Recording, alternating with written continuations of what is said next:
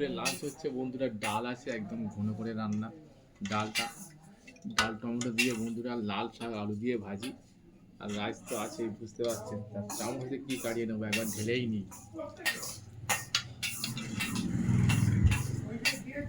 সঙ্গে পাকা